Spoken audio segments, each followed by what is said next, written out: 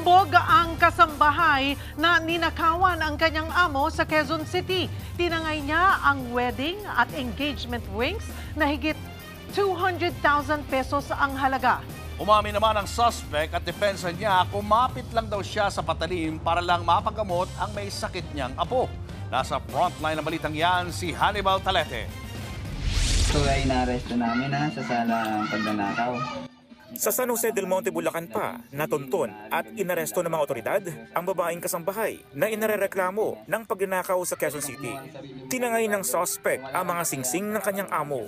Sa kuha ng CCTV footage, makikita pa ang pagpasok ng kasambahay sa kwarto ng biktima. Kumuha muna siya ng toilet paper, saka dinampot ang dalawang singsing na nasa itaas ng drawer. Ayon sa mga pulis, 3 buwan pa lang na namamasukan ang suspect sa biktima.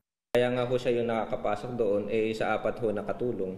Siya lang po yung nakakapasok doon kasi siya nga po yung naging nagsilbing personal na maid po ng yung mag-asawa. Nabawi mula sa suspect ang ninakaw na engagement ring na nagkakahalaga ng 156,000 pesos. Hindi naman nakuha ang wedding ring na nagkakahalaga ng 65,000 pesos dahil naibenta na raw ito ng suspect sa Maynila. Aminado ang suspect sa nagawang krimen. Ginawa ko lang naman po yun kasi kinumpain po yung apo ko 50-50 po yung apo ko, sir Binalik ko po yung isa lang po yung binenta ko kasi kailangan lang po i-admit yung apo ko sa ospital. 9,000 po. Sinampahan na ang suspect na reklamong qualified theft. Nagbabalita mula sa frontline, Hannibal Talete, News 5. Mga kapatid, Julius Babaw po.